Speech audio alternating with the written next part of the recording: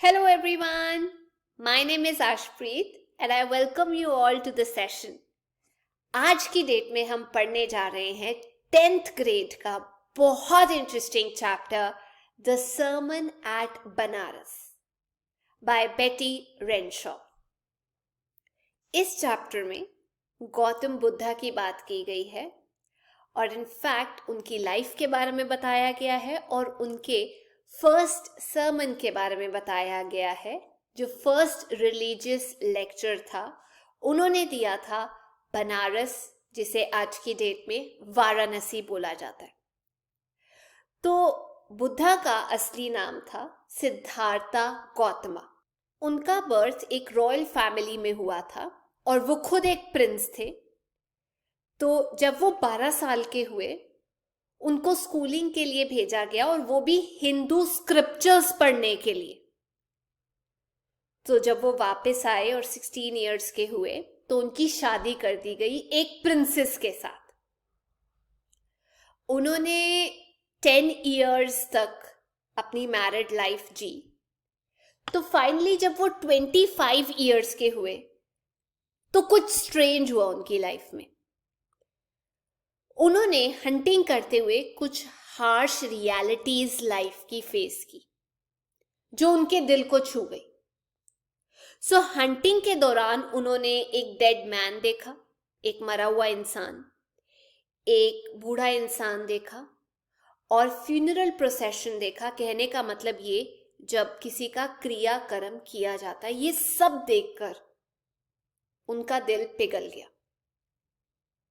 उन्होंने सोचा कि दुनिया में ह्यूमन बींग्स की सफरिंग का कारण क्या है, मुझे ये ढूंढना है एंड मुझे एनलाइटनमेंट अचीव करनी है, मतलब सच्चाई के बारे में पता करना है, वो सुप्रीम नॉलेज अचीव करनी है मुझे, ताकि मुझे पता चल सके कि ये दुख दर्द का कारण क्या है। तो 7 इयर्स तक वो इधर उधर भटकते रहे कि शायद उनको एनलाइटनमेंट हो जाए। फाइनली वो एक पेड़ के नीचे जाके बैठ गए और 7 दिन तक उन्होंने वहां पर मेडिटेट किया।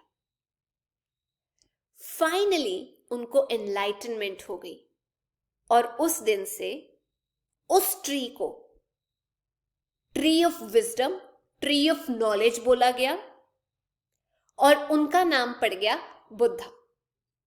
तो इसके बाद बनारस में उन्होंने अपनी एक स्टोरी लोगों को सुनाई, जो मैं आप लोगों को आज सुनाने वाली हूं, जो इस चैप्टर में यूज की गई है कुछ बहुत मीनिंगफुल मैसेज कन्वे करने के लिए। और वो स्टोरी है किस्सा गौतमी के बारे में। तो हुआ कुछ ऐसे कि किस्सा गौतमी का एक बेटा था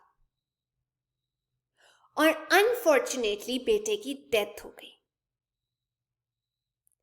तो जो मदर थी जिसने अपना अकेला बेटा खोया था, वो हर इंसान के पास जाकर हेल्प मांग रही थी कि शायद किसी के पास इसका इलाज हो, इसको वापस जिंदा करने का कोई मेडिसिन हो।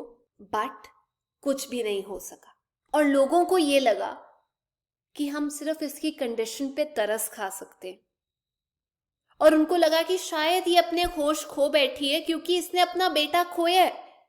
तो फाइनली एक इंसान ने उन्हें एडवाइस की कि आप गौतम बुद्धा के पास जाओ और वो आपको मेडिसिन या हेल्प देंगे, जिससे हो सकता है आपका बेटा वापस आ जाए।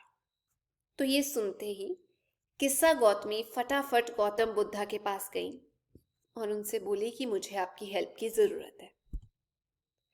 तो गौतम बुद्धा ने बोला कि ठीक है, मैं आपकी हेल्प कर देता हूं, बट 2 कंडीशंस हैं। पहली कि आपको किसी एक घर से मुट्ठी भर मस्टर्ड सीड्स लेकर आनी है और वो जो सीड्स आप लेकर आओगे, मुट्ठी भर, हैंडफुल, वो उस घर से लेकर आना जहां पर कभी किसी की डेथ नहीं हुई है। तो किस्सा गौतमी को लगा कि ये तो बहुत इजी काम है। तो वो हर घर गई और हर घर जाके उन्होंने ये सवाल पूछा।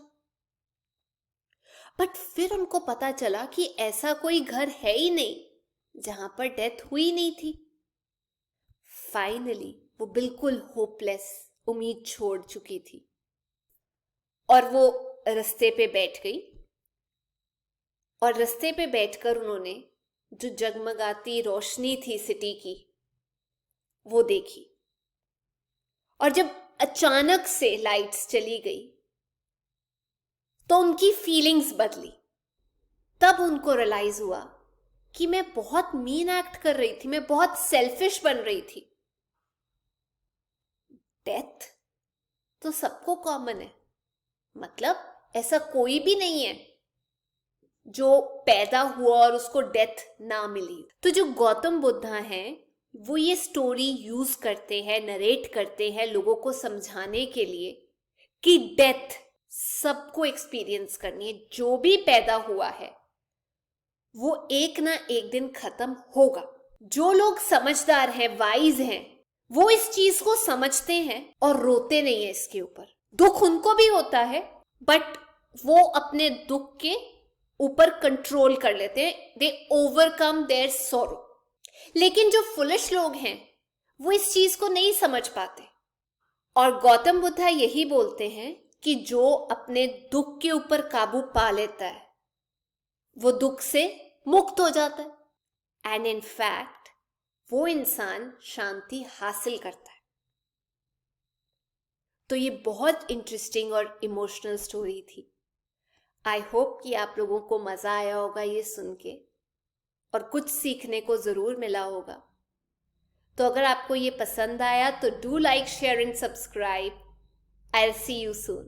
Till then, take care. Bye bye.